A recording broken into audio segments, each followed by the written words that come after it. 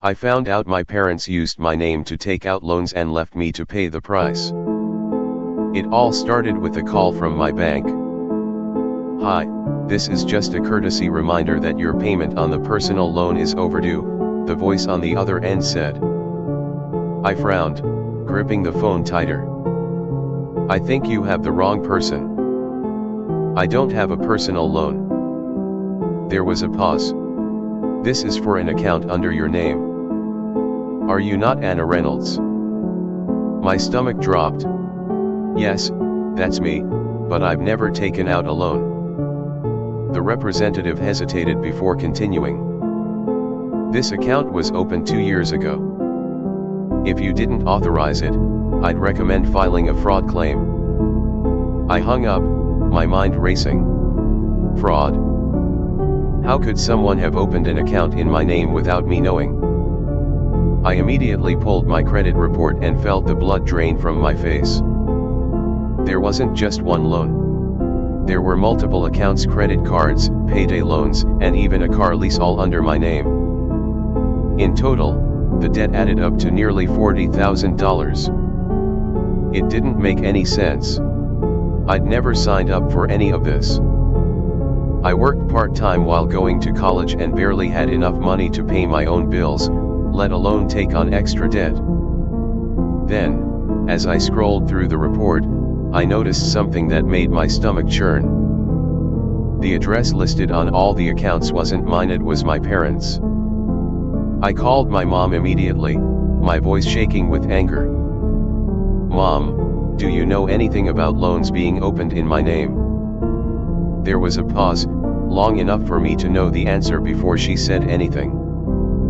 "Anna, I can explain," she said finally, her tone full of guilt. "You did this." I shouted, my voice cracking. "We were in a tough spot," she said quickly. "Your dad and I needed money, and we didn't think you'd notice.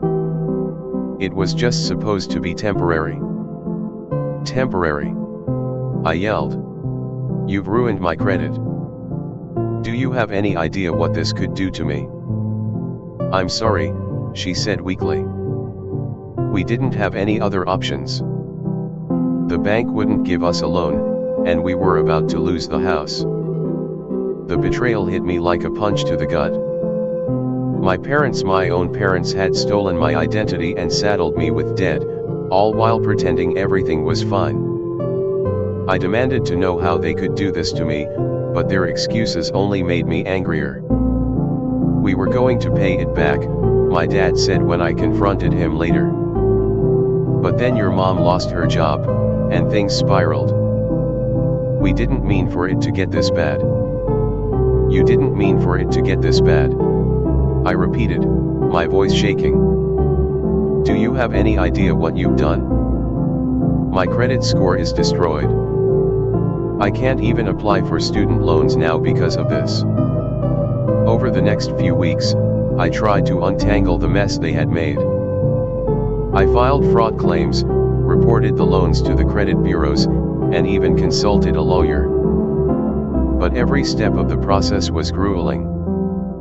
The banks demanded proof, and since the accounts had been opened with my parents' address, it was nearly impossible to deny that someone in my household had done it. When I asked my parents to help me pay off the debts, they looked at me like I was crazy. "We don't have the money," my mom said, tears in her eyes. "That's why we had to use your name in the first place." "So, what?" I snapped. "You're just going to let me deal with this?" My dad sighed. "We don't have a choice, Anna. You're young. You have time to recover from this." The words felt like a slap in the face.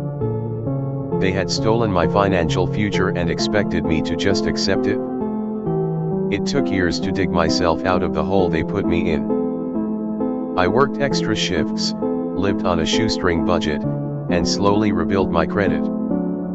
Along the way, my relationship with my parents crumbled. They tried to make amends, but I couldn't bring myself to forgive them. Every time I looked at them, all I could see was betrayal. We did what we thought was best for the family, my mom said once, as if that justified anything. No, I replied coldly. You did what was easiest for you. And you didn't care how it would affect me. Now, years later, I've managed to rebuild my life, but the scars remain. I've learned to be independent, to rely on no one but myself. And while I've found peace in moving forward, the trust one once had in my parents is gone forever.